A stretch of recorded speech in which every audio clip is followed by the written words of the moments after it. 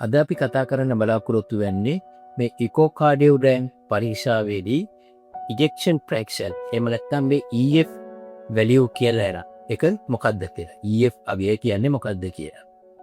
දැන් එක රෝගියෙක් හෘදයාබාධයකට පස්සේ ඕකේ හෘද වස්තුවේ වැඩ කරන්නේ 130යි කියලා ඊටාම ගියටපත් වෙලා ඇවිල්ලා මාව හම්බ කරා. එතකොට මම ඔබට කිව්වා ඔබගේ හෘද වස්තුව වැඩ කරන්නේ 130 නම් මගේ හෘද වස්තුව වැඩ කරන්නේ 160යි කියලා. මම එහෙම කියන්න හේතුව තමයි ඉජෙක්ෂන් ෆ්‍රැක්ෂන් කියන එකෙන් කෙලින්ම අදහස් කරන්නේ හෘද වස්තුව 100ට කීයක් වැඩ කරනවද කියලා.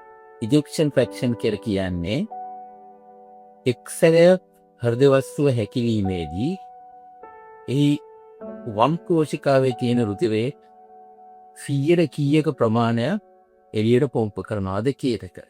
මේ එළියට පොම්ප කරන්නේ විවේකයෙන් හිට වෙලාවක් නැහැ. දැන් ඔබ දන්නවා අපි ඉකෝකාඩියෝග්‍රෑම් පරීක්ෂාවක් කරන්නේ රෝගියාව සයනයක් මත විවේකයේ තිය. එතකොට එවැනි අවස්ථාවක වම් කෝෂිකාවේ රුධිරයේ මිලිලීටර් 100ක් තිබුණොත් එය හැකිලීමේදී මිලිලීටර් 60ක් එළියට පොම්ප කරනවා කියන එකද. නමුත් එවතැනැත්තා ව්‍යායාමයක් කරනකොට ඇවිදිනකොට පඩිපෙළක් නගිනකොට මේක ඊට වඩා වැඩි වෙන්න පුළුවන්. එතකොට තමයි වැඩිපුර රුධිර පොම්ප කිරීමක් අවශ්‍ය වන්නේ.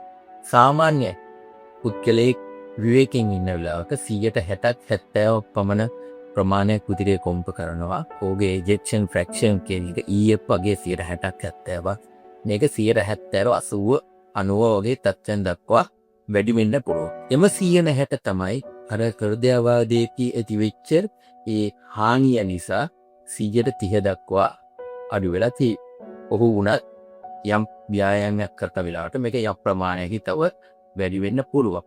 එහෙම නැතුව ඒ හානිය නිසා දැන් හෘද වස්තුව වැඩ කරන 130යි කියන එක තෙමේ. මේ නිසා ඔබගේ ඉකෝකාඩියෝග්‍රෑම් බෝඩ් එකේ තියෙන ඒ EF අගය දිහා බලලා අනවශ්‍ය බියක් ඇති කරගත යුතු නෑ. එවැනි හානියක් ඇති වෙච්ච අයට පවා දැන් අවශ්‍ය බෙහෙත් අවශ්‍ය ඖෂධ අපි ළඟ තියෙනවා. ඒවා හරි විදියට පාවිච්චි කිරීමෙන් Tamanට තියෙන අපහසුකම් මගහැරවලා බොහෝ හොඳ තත්ත්වයෙන් ජීවත් වෙන්න අපිට පුළුවන්.